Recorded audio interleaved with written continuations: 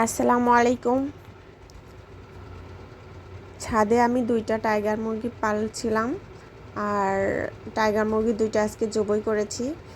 নিচে ভাবির কাছে দিয়েছি, ভাবি ক্লিন করে দিচ্ছে,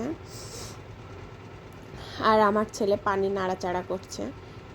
মুরগি 2টা ক্লিন করার পরে একটু পুড়িয়ে নেওয়া হলো, আর এদিকে ভাবি মুরগি কাটাকাটি করছে, আর এদিকে আমরা একটু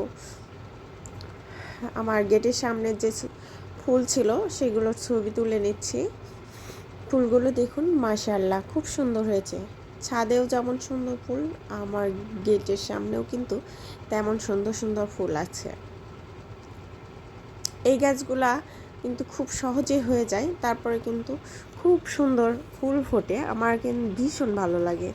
আর এখানে লজ্জাবতী গাছ আছে, লজ্জাবতী গাছগুলোতে হাত দিতে আমার ভীষণ ভালো লাগে। নিচে গেলে আমি সবসময় একবার না একবার একটু টাচ করেই যাই, ওদেরকে একটু লজ্জা দিয়ে যেতে ভালো লাগে।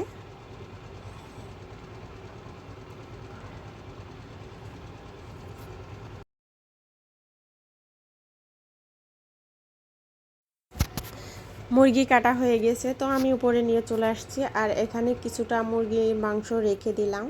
আমার শাশুড়ি মা বাসায় নেই, তো তার জন্য। আর এখন আমি এখানে অর্ধেকটার বেশি মুরগির মাংস রান্না করে নিচ্ছি।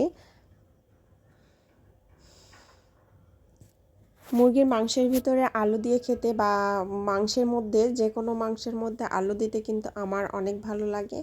সেই জন্য আমি বাসায় যদি কোনো গেস্ট না থাকে তাহলে মাংসের মধ্যে আলু দেই।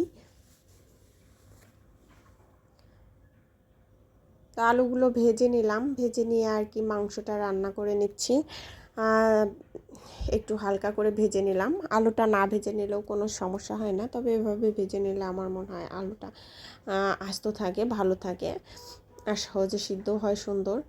তো কিছু মশলা দিলাম আস্ত দিয়ে, তার মধ্যে পেঁয়াজ দিয়ে পেঁয়াজটাকে একটু ভেজে নিচ্ছি, আর এখন আদা রসুন বাটা দিয়ে দিচ্ছি।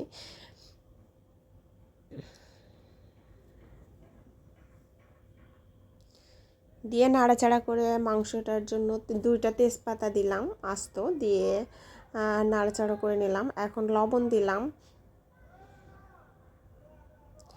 জিরা গুঁড়া, ধনে গুঁড়া দিয়ে দিচ্ছি পরিমাণ মতো, দিয়ে আর কি মরিচ গুঁড়া দিচ্ছি, সেই সাথে দিচ্ছি হলুদ গুঁড়া। অনেক দিন শরীরটা খুব বেশি ভালো যাচ্ছে না, সেই জন্য তেমন ভিডিও করতে পারি না,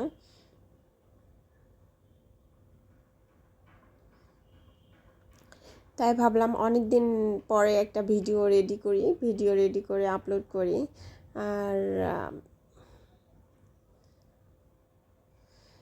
ভিডিওটা যদি ভালো লাগে তাহলে প্লিজ একটা লাইক দিয়ে দেবেন, আর পাশে থাকবেন। আর আমার ভিডিওতে আমার যে চ্যানেলগুলো তাতে কিন্তু সাবস্ক্রাইবার, ফলোয়ার পূর্ণ হয়ে গিয়েছে, কিন্তু ওয়াচ টাইমটা অনেক কম। যারা ভিডিও দেখবেন তারা please full time watch time করে দিবেন।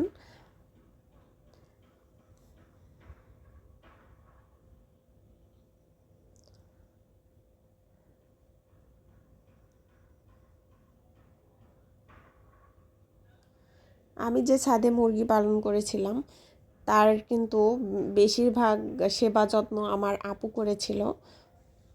তো মাংসটা রান্না করে আপুকে দিতে হবে, নিচের ভাবিকে দিতে হবে, তাই আমি একটু বেশি পরিমাণে মাংস রান্না করছি।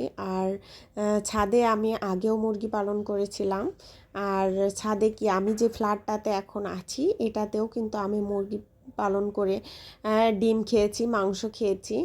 আর এগুলো কিন্তু আমার ভীষণ ভালো লাগে, মুরগি, পাখি, হাঁস এগুলো পালতে।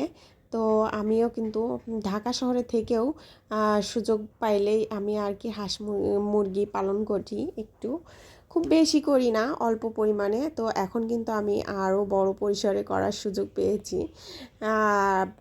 বড় মুরগির ঘর বানিয়ে নিয়েছি ছাদে, চাইলে সেখানে অনেকগুলো করে মুরগি পালন করতে পারবো। তো এখনও কেনা হয়নি।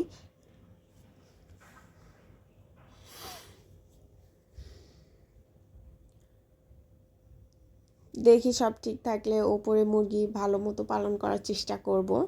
আর এই যে ছাদে যে মুরগি পালন করি বা নিজের হাতে মুরগি পেলে বড় করে সেই মুরগির মাংস খেতে আমার কিন্তু খুব ভালো লাগে।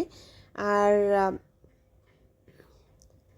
বাজারের কেনা মাংসের থেকে এই মাংস অনেক গুণ ভালো হয়ে থাকে কিন্তু।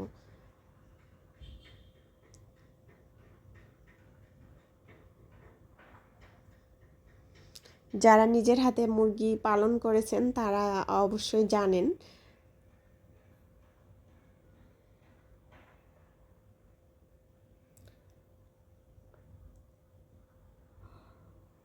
রান্নাটা প্রায় শেষ হয়ে আসছে।